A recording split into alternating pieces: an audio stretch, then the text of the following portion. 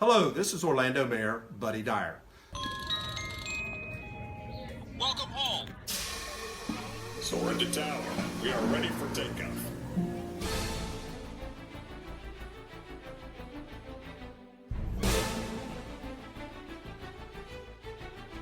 Por favor, manténganse alejado de las puertas.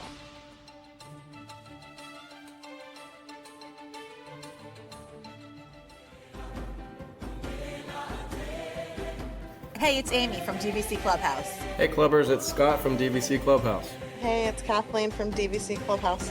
Welcome aboard. It's Phil from DVC Clubhouse.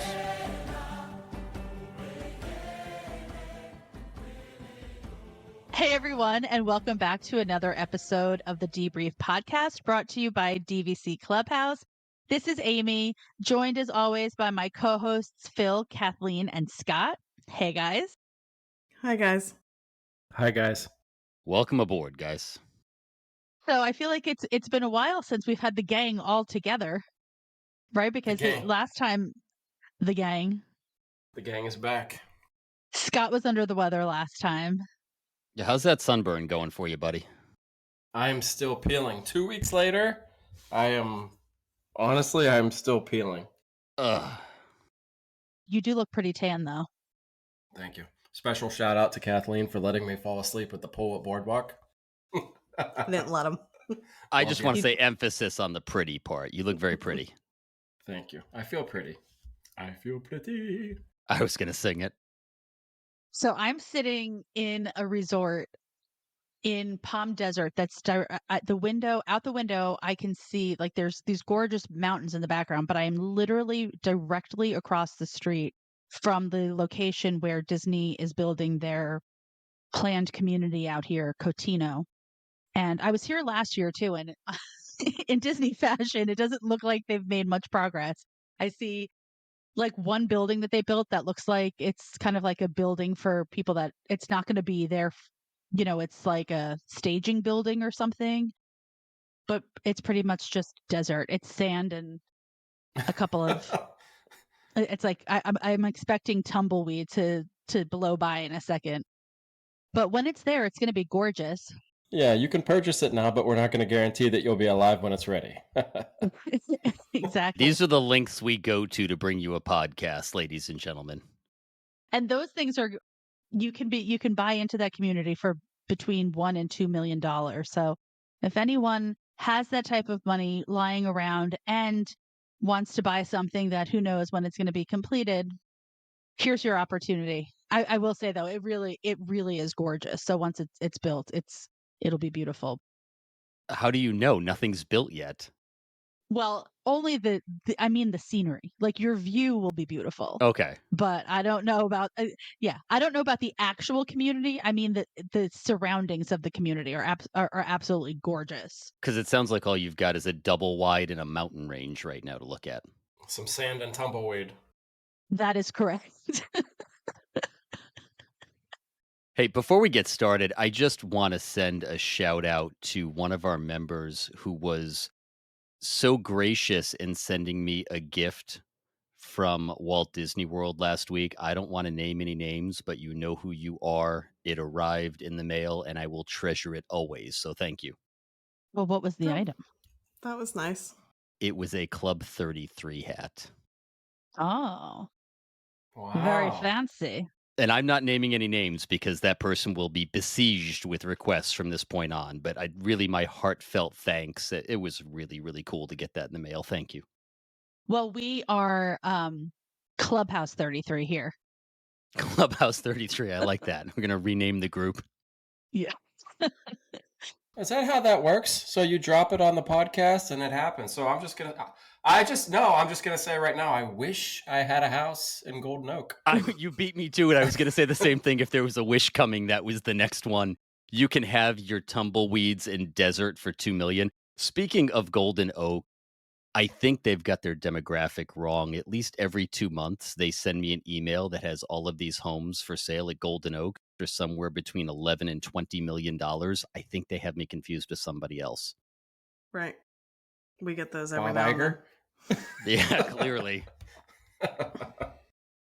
All right. So yes, if you'd like to send any of us gifts. We will not turn we will not turn them away. I mean, we're not going begging, but we won't say no. So I'm glad that we got that out of the way. Thank you very much. She's not begging, but I'll drop my address in the comments in the Facebook group. So if you don't, for anyone who doesn't belong to the Facebook group, go ahead and join, and then you can look up my address and send me some gifts when you're at Walt Disney World. you sure you want to dox yourself? That sounds very dangerous. No, I am kidding. I'm not putting my address up there. Although That's right. She's We kidding, did. folks. I, however, will put her address in the Facebook group. actually we did have that holiday gift exchange where we shared a document that had addresses, but fortunately there have been no there were no scary stories that resulted from that. I think the group was smaller then. I'm Yeah. very good at hiding. That's why. All right. So enough of this these Enough of this shenanigans. nonsense. We actually have something to talk about other than this off the cuff conversation. So today You we are make it going sound. Wait a to- minute. You make it sound like we plan these conversations and they're not all off the cuff. None of us have a clue what we're going to mean- say going into this. That is true. We don't plan anything. We show up unprepared, and We decided we what we were just- talking about like 7 minutes ago. That's not true. That's not entirely true because somebody over here has notes. Yeah, we just discussed it. Always with the notes. She's ready to go. I'm not going first. as soon as we determined what we were going to talk about, she took out her phone and started putting notes into her phone. So The best part was the whiteboard on the back wall. She went over with dry erase markers and started. There was like a flow chart. There's a spreadsheet. So we decided, and this was we actually didn't decide this today. We talked about this a couple of weeks ago, and then we forgot about it. And then Scott reminded us that Phil suggested we talk about this. And today we are going to undertake a little bit of a difficult task. Not really, but we Oh, are. really? We all talked. Well, harder for some than others. In one of our last episodes, we talked about what we think is the resort of last resorts for us. And so today, we're going to kind of turn that coin on its head, and we are actually going to advocate for that resort. We're going to talk about all of the positive qualities and why somebody should consider staying there or maybe even buying a contract there. I gotta say, Phil's face. I don't really have sympathy for Phil that often, but this episode, Phil, I'm so Who sorry. talked about buying a contract? Are you out of your mind? Listen, this was your idea. Right. I said we had to advocate for it, not we had to go into debt to be miserable. Well, what are you going to advocate for? If you're going to advocate for something, you have to go all the way. You can't just sprinkle a couple of nice facts and leave it at that. No, I'm going to advocate staying there on Scott's points. Oh, okay. We've got to go the distance. Da da da da da. Bum bum. I can go All right. the distance. So Kathleen has already declared that she will not be going first. I So always I go think- first. I'm just going to peel the Band-Aid off. All right, I I will was go going to say, first. I can't believe I'm going to do this. This was my idea, and as soon as the words escaped my mouth, I knew I was going to live to regret this. So I started this episode off, or started the conversation before the episode off, by saying that I don't even want to take a at the Fort Wilderness Cabins, but yet somehow here I am advocating for staying there. So you know what? I am all in. Here goes. Let's hear it. Scott said it, top of my list, golf carts. And this goes back to our conversation about having a boys' weekend. And in all honesty, without being salty, this is the one time that I absolutely positively would look forward to staying there. If you got Scott and I and a couple of other guys from the group to go spend 3 or 4 days at the cabins at Fort Wilderness, and you put us knuckleheads on a golf cart tearing around that property, that would be an absolute blast. No doubt about it. Just raising hell, making complete fools of ourselves, total tomfoolery, golf cart on two wheels, wearing like light up cowboy hats and stuff. It would be fantastic. And I'm I could sold just like that. I'm Scott, sold. Scott's on board. That's all it took was light up cowboy hats. Would you decorate your golf cart? What was that? Would you decorate your golf cart? Yeah, but I mean, okay, again, I have the edit button, so I'm going to say whatever I want. In true college frat boy fashion, it would just be a bunch of giant spray painted down the side. The big old hanging from the golf cart.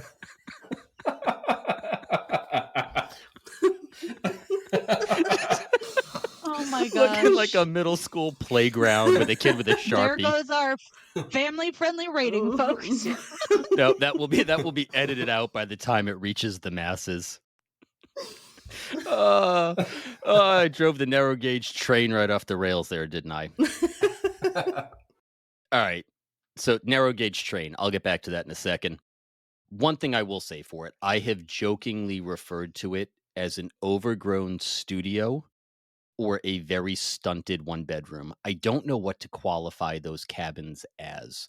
They're not studios, but they're not truly one bedrooms because of the way they're set up. But simple square footage wise, you simply cannot beat what you get for the points. I knock Riviera all the time because I think the point charts are outrageous for what the rooms are. I really have a hard time knocking the cabins at Fort Wilderness for their points. Quite a while ago, we had a conversation with Sean about what a moderate resort would have to look like point wise. And I think they did a really good job of spanning that thought with the cabins at Fort Wilderness. Again, not my favorite. Don't think I'd spend my points to stay there. But if I had limited points and I wanted a lot of space outside of Old Key West or something along those lines, I think this is a great value square footage wise for your points. You can put an awful lot of people in there, which makes it great for a guy's weekend. You don't have to worry about who's sleeping where. It's just a bunch of guys basically treating it like a dorm room or a flop house, and you can do it for very low points and have a great time. I think that they got the point chart right on this one. I was very nervous after the last few resorts that they premiered that the point charts were going to be out of control, and they just didn't. I also think if you are looking to go for a non-Disney trip, I'm not going to say a resort only trip because I think there are better places for resort only stays just based on amenities. But if you're looking to stay and have a very non-Disney trip, it's a really cool place to go. You've got a ton of space. You can cook there. You've got the outside barbecues. If you're just looking to kick back and relax, I don't think it's a bad option. If you've got a golf cart, being able to go over and see the Tricircle D Ranch and the horses and have hoop-de-doo there, I really can't fault it for that. It is very picturesque, and that leads me to my next point. Amy touched upon it previously. From a historical standpoint, it is one of the originals. I took exception a little bit when Amy crapped all over Polynesian and then said Fort Wilderness was great because it was an original, when in reality, Poly was there too. But when you look back at what that campground was, what it was built to serve, what happened there prior to Disney on Bay Lake, the cabin that used to be there that Roy stayed at, the narrow gauge railroad that used to go around the property as opposed to the bus loop, river country being right there. It's got a ton of history going back to the early days of Disney. When they were building Epcot, I've mentioned this, I've read it in a couple of books, some were firsthand accounts. They had trailers over in that area just behind the campground, and the Imagineers used to kayak and canoe through the waterways over to Epcot to complete their work, which is just super cool. You're in the middle of the wilderness. Again, not my favorite. It pains me to even have this conversation, but being completely subjective, I can absolutely make an argument for the campgrounds on a lot of different points. So, first of all, I did not crap all over Polynesian. You always crap on Polynesian. It is just not one of my tops because of the dining, and because of the points charts. That's the thing. If the points charts were lower, I'd stay there. But this is not a conversation about that. Well, counterpoint, just because you said it, I will not at all argue with you about the dining. I have been the first person to jump up and say the Polynesian dining is embarrassing.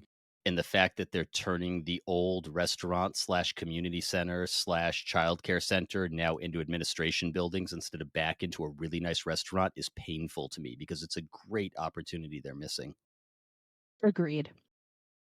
But to touch on your point about the points chart for the cabins, what I really love about it is not just are the points low, but you can get a full kitchen for those low points. You're getting a full kitchen for the same price as you would if you were to stay at Old Key West in a studio for low points, you know? You're getting the full amenities of a one bedroom for the points value of a studio, which I think is tremendous, especially if you're a bigger family. If you have 4 kids and you can't stay in a one bedroom or a studio because it doesn't accommodate your family, you are able to stay with your entire family in one unit for a points level that is not going to break the bank and have a full kitchen so that you can also then, if you are looking for an economical type of vacation, you can cook in the cabin and you've got a grill right outside the door with that picnic table. So it does give you options in terms of being able to fit a large family in one space and give you an option to cook inside and right outside your door versus every other DVC resort. If you want to use a grill, you have to travel really far from your room. You need to be lugging all of your stuff from your room to the grills and eat either at a picnic table right there or lug your stuff, all of your cooked food back to your room. So I think that's a really nice option too. If you are somebody who equates like grilling with vacation or with relaxation, this gives you a much more convenient option to do it in a way that you can do, like, the grill is footsteps away from your kitchen, which is far more convenient than any of the other DVC resorts. Definitely. I was just going to say this is the unique vacation spot that nobody else has. You talk about being outdoors, you talk about just a different kind of vacation. We talked about, seeing families together, taking a walk, riding a bike, playing volleyball, whatever it might be. This is a unique vacation destination that you just can't get at any other resort. So I think that's kind of what sets it apart from everything else. And I'm going to throw out Crockett's Tavern just because I like the lounges. I think Crockett's Tavern was probably one of the best lounges slash food options that I've had in quite a while. But, just staying on the positive with Fort Wilderness, I just think it's a different kind of vacation. I think we think about, being at Bay Lake and you're right in the middle of everything, or Grand Floridian, you're right in the middle of everything. It's so busy. But Fort Wilderness is more for like the outdoorsy kind of person. You're away from everything, but honestly, you're just a boat ride away from Magic Kingdom. And that's kind of cool. It's funny you mentioned dining. I definitely have some salt that I throw at Fort Wilderness in general because I think they got rid of one of the absolute best buffets on property. And I think that buffet was doing okay prior to COVID, and COVID just killed it. But the Trails End buffet, we used to go over there every trip. We loved it. It was a fantastic buffet. The same fried chicken and ribs you got over at Hoop Doo. They had a make your own soft serve ice cream bar. My kids loved it over there. We would make a whole evening of it. Go over there, enjoy Fort Wilderness, have dinner, go over to the ranch, see the horses. They loved it right up until they changed it to a totally different dining format. Well, I'll agree with Scott where I think that Crockett's Tavern, it's a little bit more than a lounge because when you think about a lounge, like when I think about Enchanted Rose, which I love, or when you think about some of the other, like Territory Lounge at Wilderness Lodge, those really have a lounge feel. It's like you're sitting at a table with a couple of chairs, like more like club chairs around a small table versus sitting at an actual dining table. And Crockett's has both actual dining tables and then the high top dining tables and the bar. So I think that it gives you a little bit more of a table service feel than a regular lounge. And the food that we've had was all really good. Plus, you can get that chicken still at the Trails End quick service. You can. So those are available. So I think that in terms of like family dining, it actually has some really, they're very basic options, but it is nice to be able to go and have something that everyone in the family can pick off. And it is nice to have that like family style dining option where you can get the thing of fried chicken for the whole family and either sit in the dining room there or go out to the picnic tables. I did that with my girls one year. It was actually before they converted it.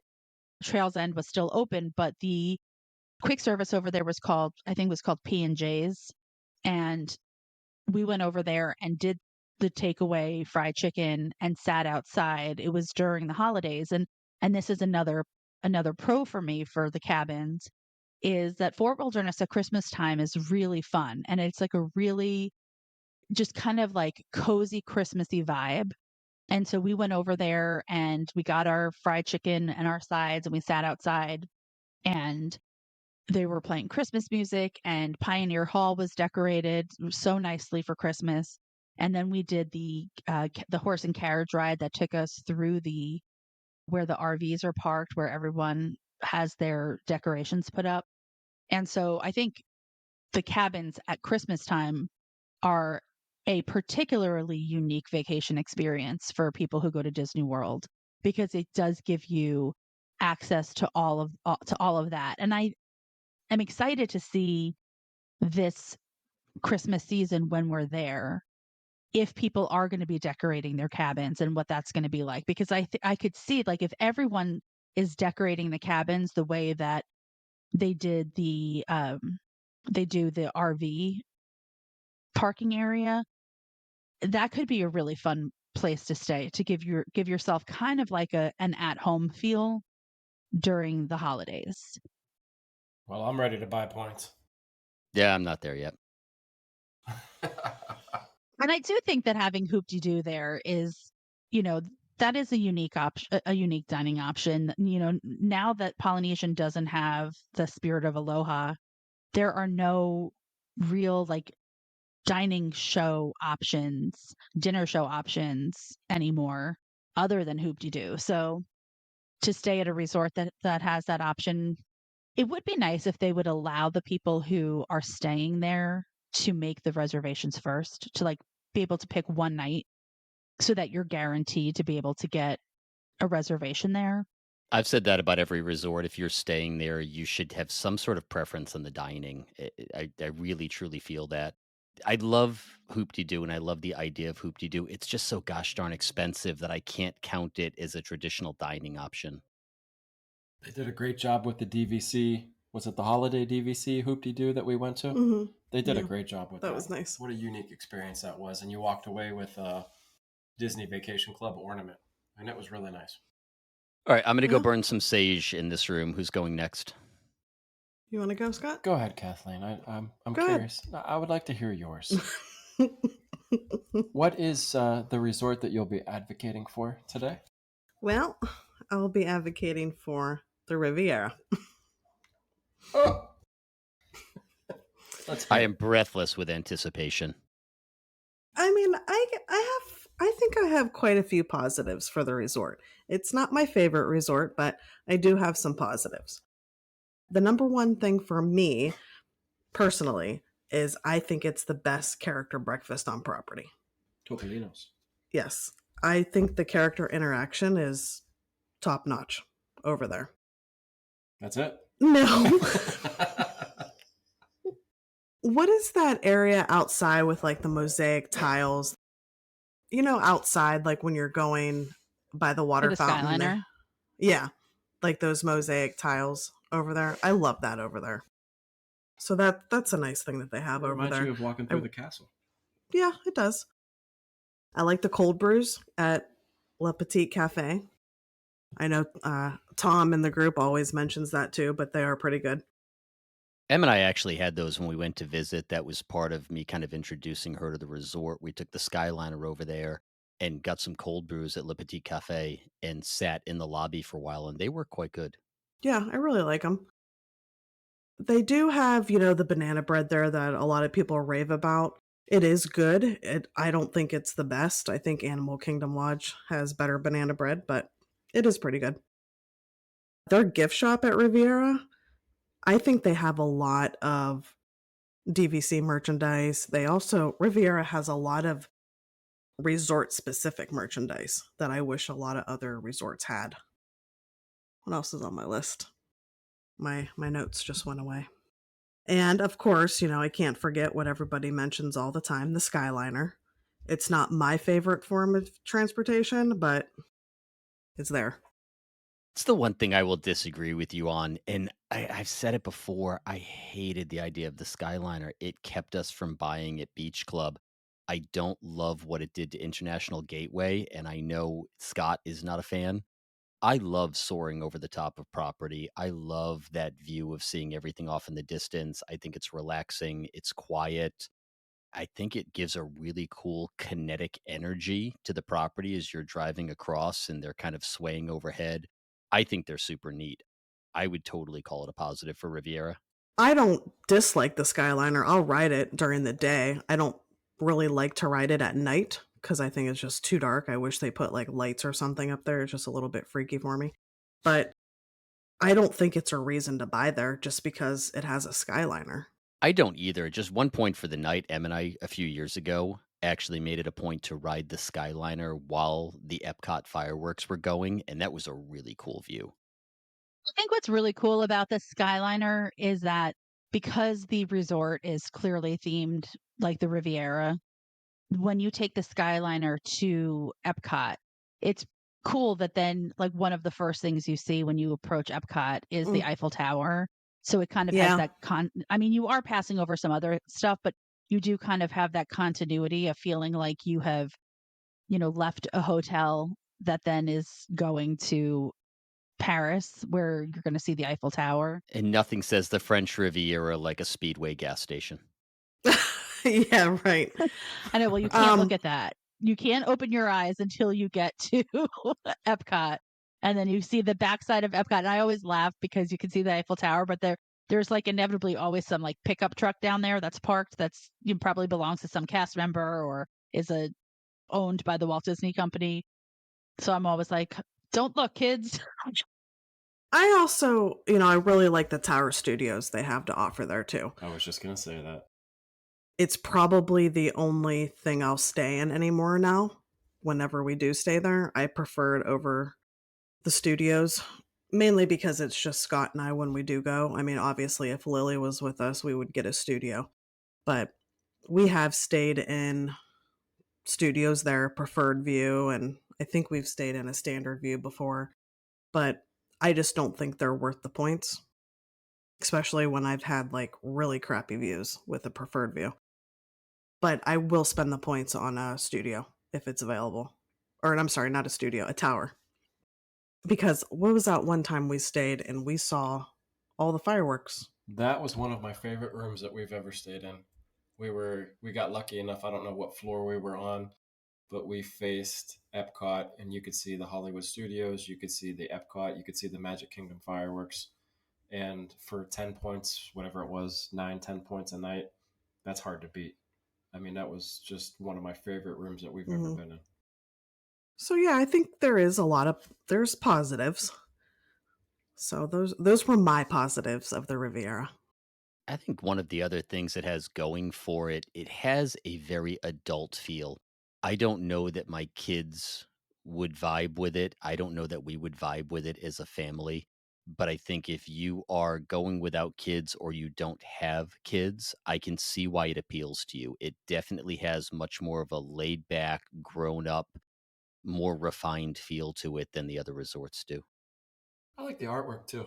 You know, the fact that you can go in and buy the artwork that's displayed in the resort, I think that's kind of a cool way to bring part of your home resort back home with you and just make it a part of your actual home. Yeah, And it's nice. I don't really think they do that at any other resort, but I think that's kind of cool how they do that. You talked about the gift shop, right? They started doing that at the villas at the Disneyland Hotel.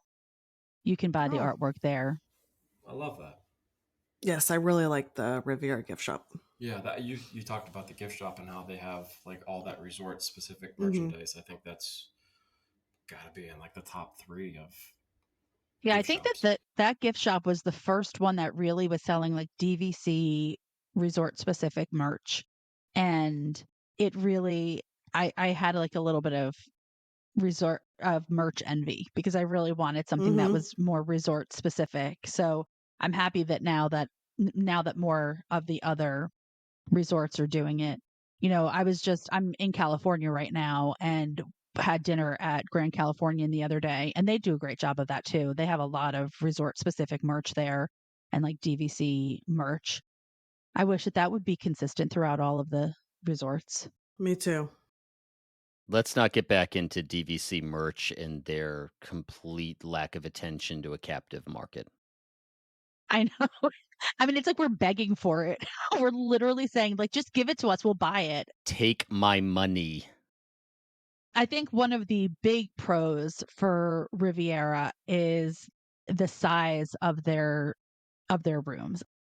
Clearly not this tower studio, which is unique, because it only sleeps two, but the deluxe studios are the second largest on property behind the Polynesian.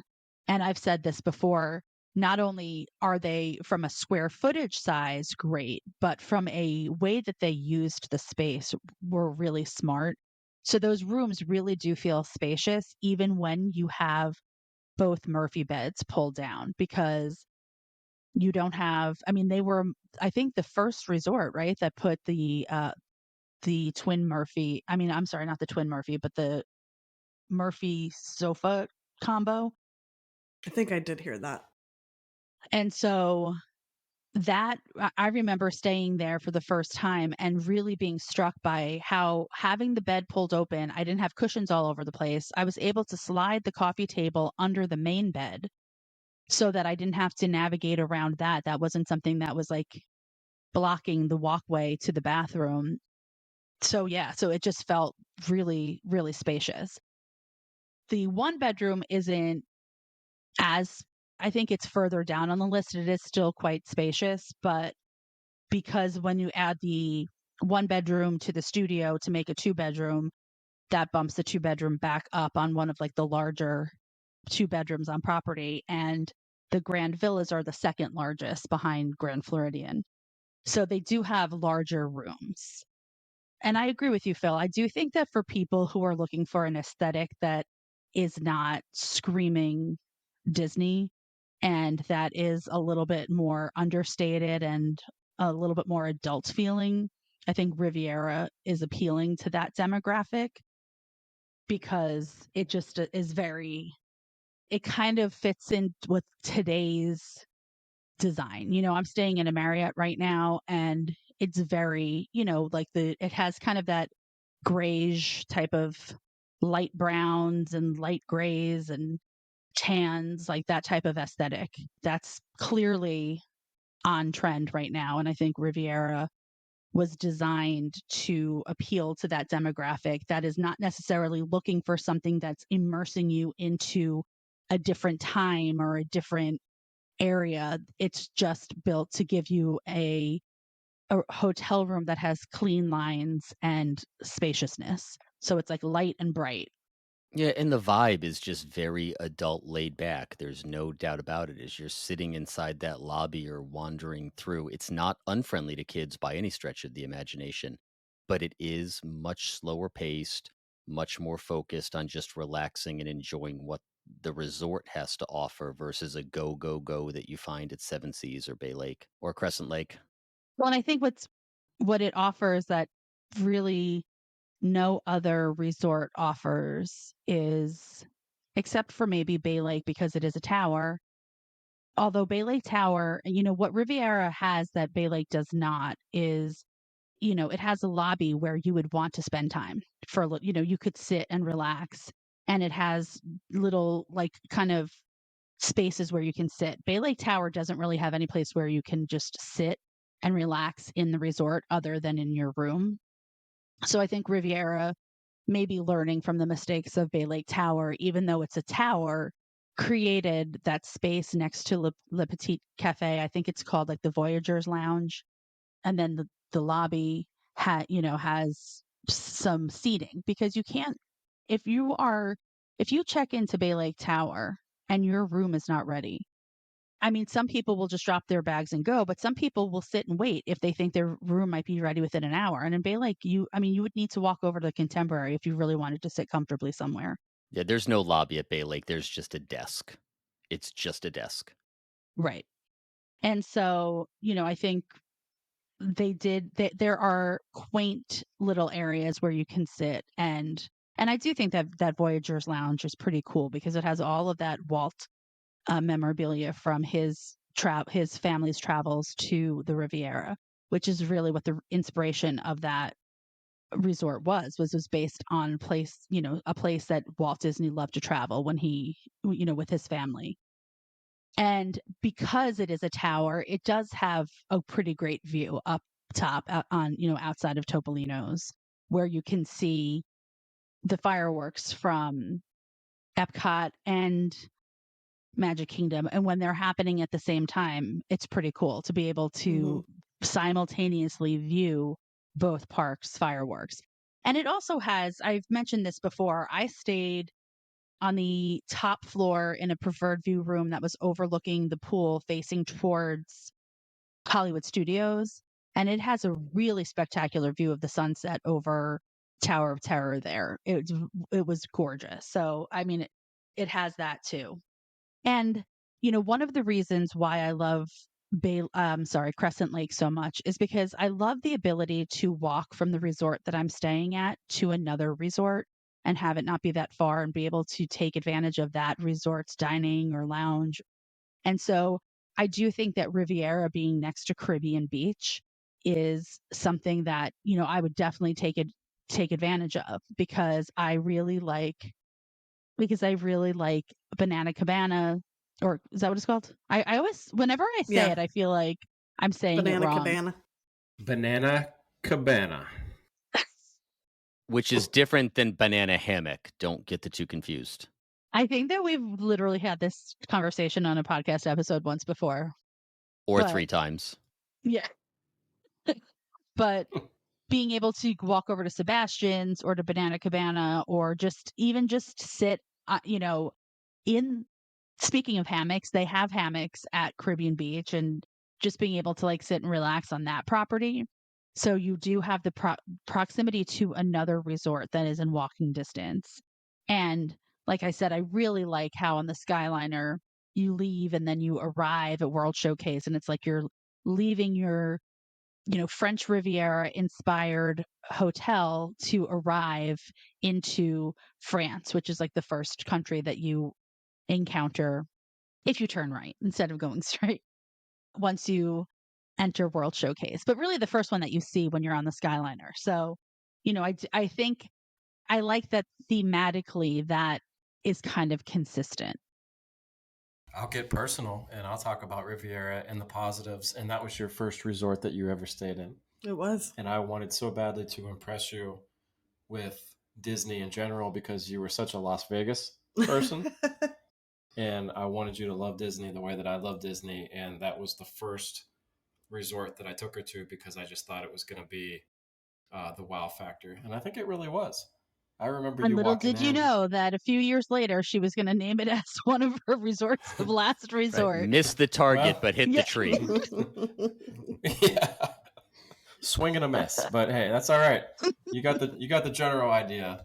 But yeah, walking into that resort, the fountains, the water, the smell, that whole, just that feel, that smell, you just knew it was kind of luxurious. It was going to be a different kind of vacation.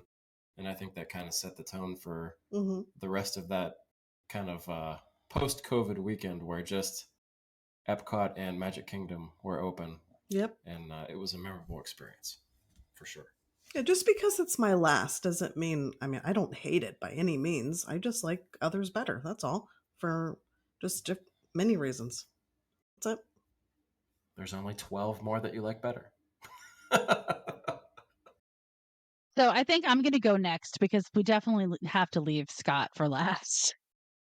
I can't wait. Please do, because I'm struggling. So one of the resorts that I named as my resort of last resorts is one that has famously been called the resort of last resorts by everyone in the Disney Vacation Club community, and that is Saratoga Springs. And now I felt like I was getting off easy because although I have listed it as one of my resorts of last resorts, I have also sang its praises a lot because I actually really do like it there. For me, I think one of the, I mean, to state the obvious, it is in walking distance to Disney Springs, or you can take the boat over there. And if you are going on a trip where it's adults only, or you're a family that likes to take advantage of the dining over at Disney Springs, then there is no place better to stay than Saratoga Springs because you can be there in minutes. And it's not even about the getting there, it's about the getting back. Once you're done doing what you're doing at Disney Springs, typically you've eaten, you might be full, you might have bags of merch. You are able to walk right back to your room and be there within probably 10 minutes, depending on where your room is located at the resort. I think that something that is really, I don't know if it gets it gets talked about a little bit, but not as much as I think it should, is how great the pools at that resort really are. They did a really good job of theming each pool to the section of the resort where it is.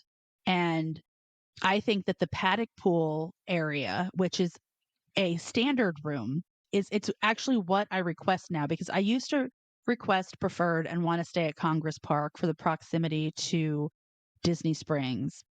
But I love the paddock pool so much. I think that it has the funnest water slide on Walt Disney World property. Plus, it has a snack stand there where you can get breakfast, which is not typical for pool bars. So you can get breakfast, you can get your coffee there. The food at that snack stand is actually pretty good.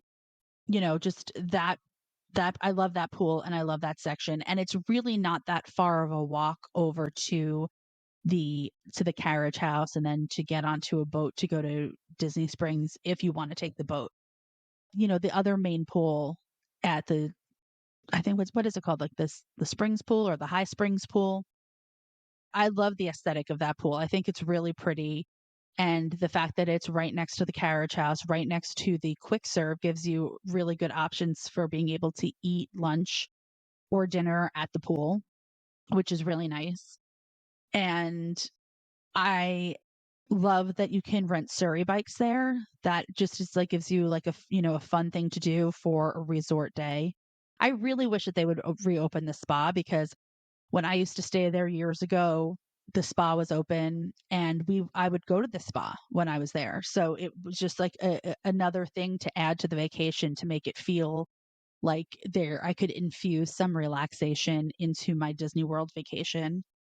And truthfully, I don't love the lounge over there from the way it looks. I think that aesthetically it needs a lot of work, but the bartender over there is super friendly. I stayed there with Emily M from our group who was on our episode about eating gluten-free at Disney World, and he came out to the table and was chatty. She stays there frequently. It's her home resort.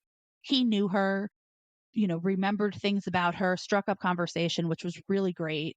And I have not ever dined at Turf Club, so I can't really speak about it. But I do think that the fact that you have a nice dinner option at the resort, a nice table service at the resort is really nice because although you are in walking distance to Disney Springs, sometimes you don't want to go over there. So this gives you an option to be able to dine at the resort. I mean, I've heard mixed things about the restaurant, but then then you've also got the golf course right there. So I think that if you are an avid golfer and you want to get a couple of rounds in on your Walt Disney World vacation, that's where you need to stay because the pro shop is literally right there across from where you get the boat to Disney Springs. And so it's really a resort that kind of has something for everybody because you've got the golf, you've got great pools, you've got the Surrey bikes, you have really beautiful grounds where you can sit and relax, and it's very peaceful. This is not a resort that you feel like is constantly just like packed with people everywhere. So, and also I don't really ever stay in the grandstand, but that pool area is just themed so well. So I think those are all of my pros for Saratoga Springs.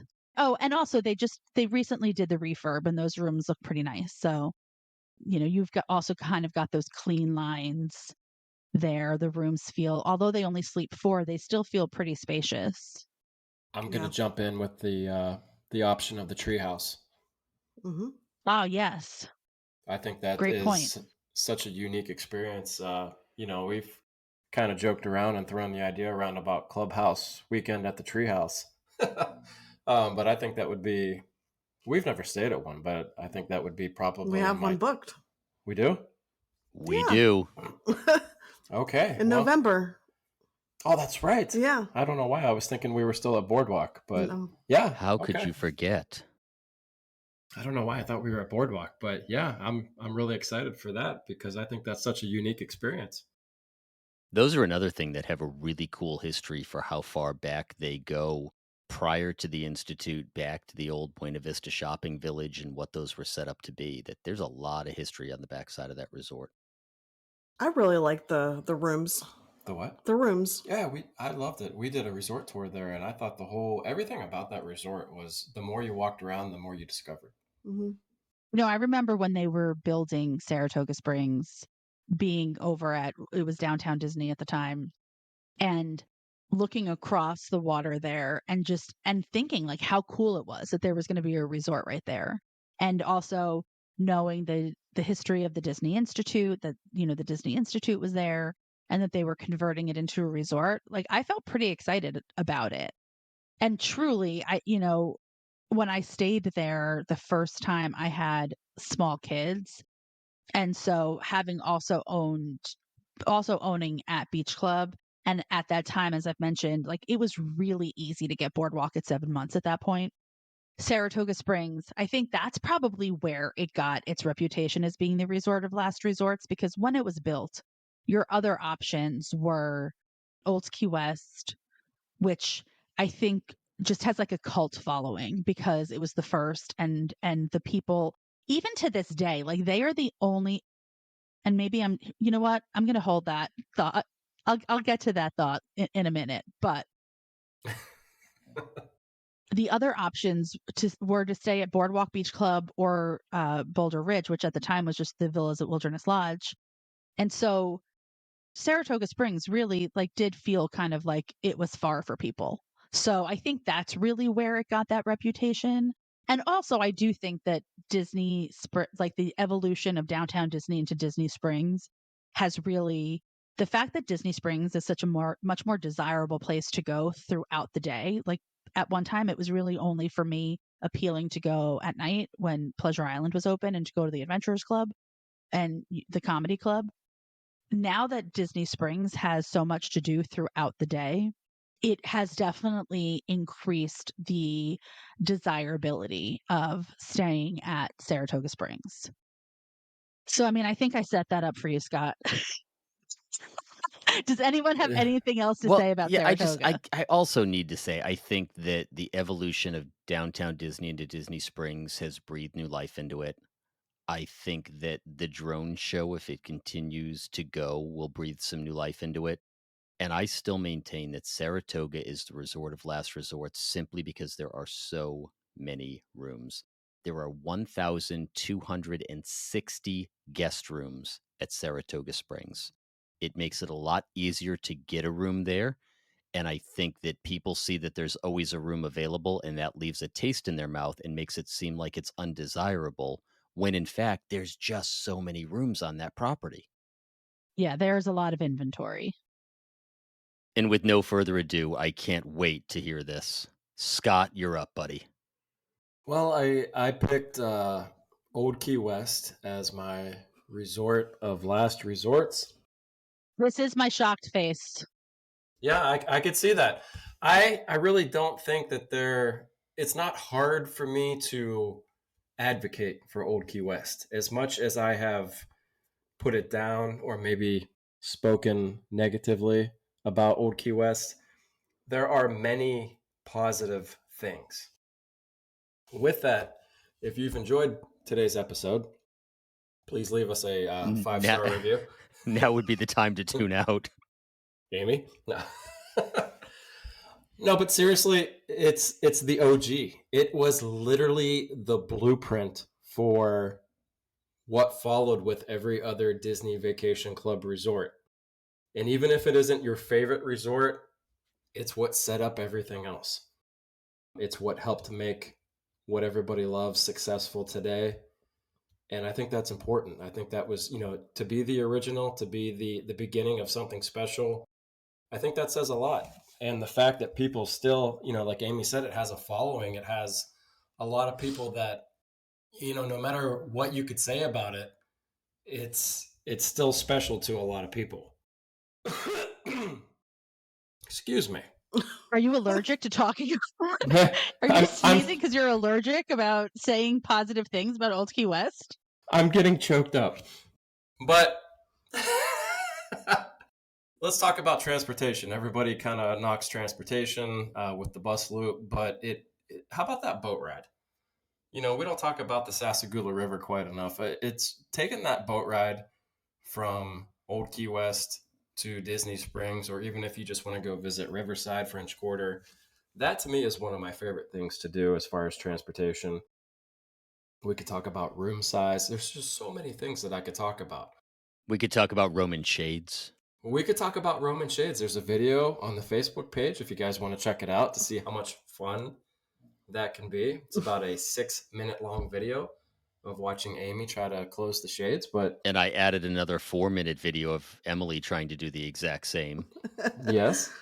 But the room sizes are going to be unmatched, with the 2-bedroom. I think that's where we're staying in December with Amy. Yeah. And I'm looking forward to seeing the 2-bedroom, and we've only stayed in a studio, so I'm sure my opinion will change quite a bit of Old Key West. I will shout out to Olivia's for having a solid breakfast. They have a banana bread French toast, which I think is absolutely amazing.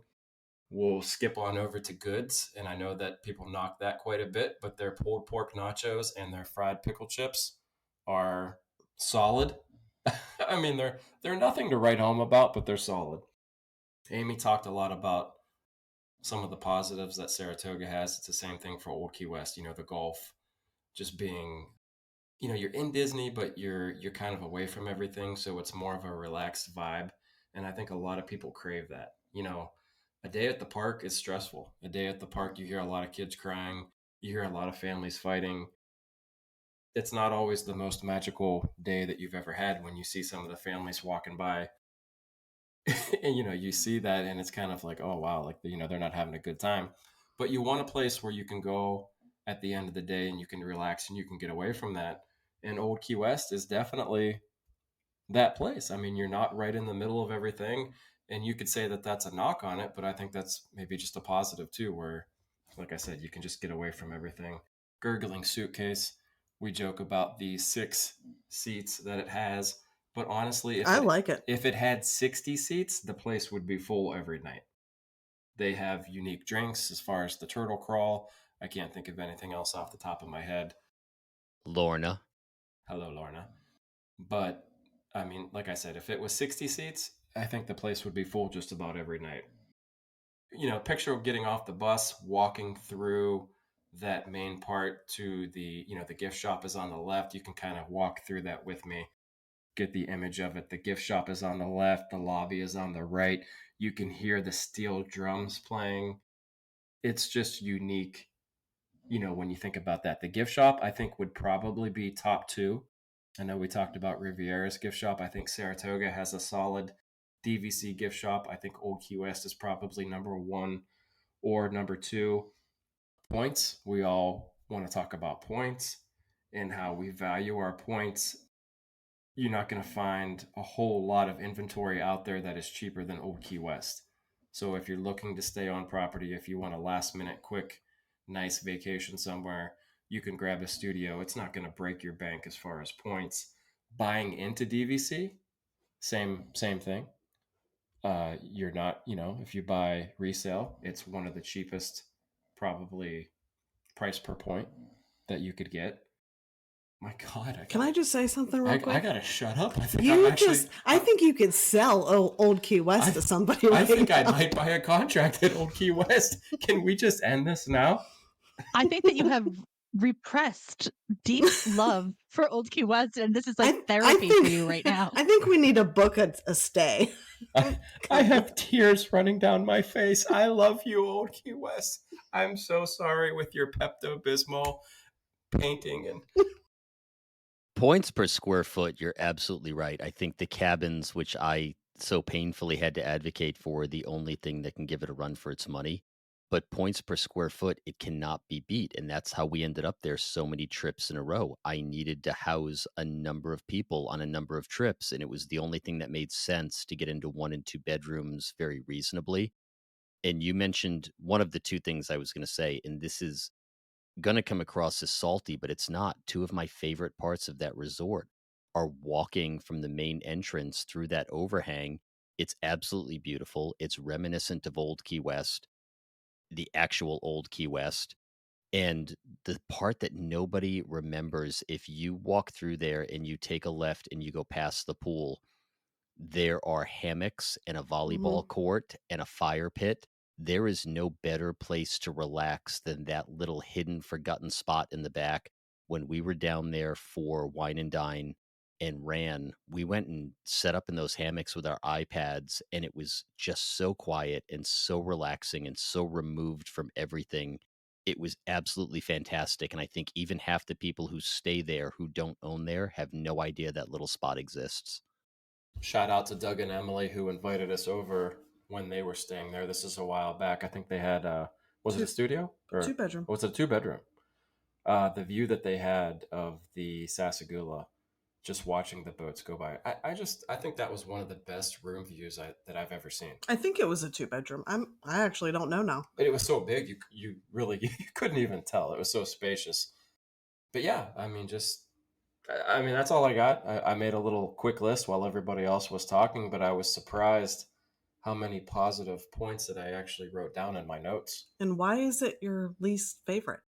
Or your most like you don't like it at all? I feel like there Like- at the other resorts there are other positive things that I enjoy more. When we talk about why do you go to Disney, what are the things that you specifically like, whether it's, access to parks, lounges, dining, things like that.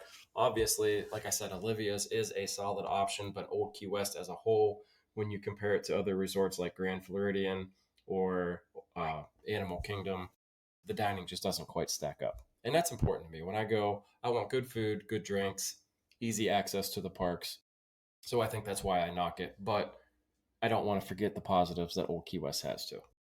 And it's going to sound like such a silly thing to be in love with, but traveling as a family, they have an actual laundry room with full-size washer and dryer. Not a closet with a stacked unit, not something noisy that's bouncing off of these little narrow walls, an actual laundry room. And when you're traveling for 9, 10, 11 days at a time with a family, that is such a nice thing to have. Yeah, we've used it. We've used their laundry room before. Yep.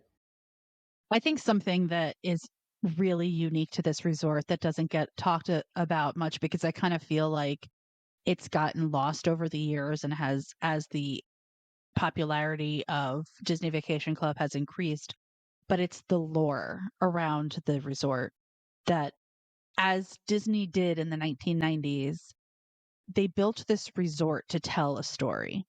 And it's told a story that was based around, actual Key West. For instance, like Gurgling Suitcase. It was called the reason why it's called Gurgling Suitcase is because during Prohibition, people used to go to Key West to get the illegal alcohol that people would smuggle in from Cuba because it was so close, and they would hide it in their suitcases and bring it back to wherever they came from. And the police started to pick up on the practice, and so they would pick up their suitcases, and if the suitcases would gurgle. Like if they could hear the liquid moving around, they would know that there was some like contraband in there. And so they made that bar to be small and called the gurgling suitcase to kind of like be a play on that. It was a small place that you're cramming your liquor in, to a nod to the Like a fact that, speakeasy. yeah, that people would go to Key West specifically to sneak alcohol, which is something that it's part of the reason why I love the gurgling suitcase, because I love the thought that was put into developing it. Plus, then they also have great bartenders. But the whole hospitality house area has, a storyline, and there's a storyline behind the creation of Olivia's.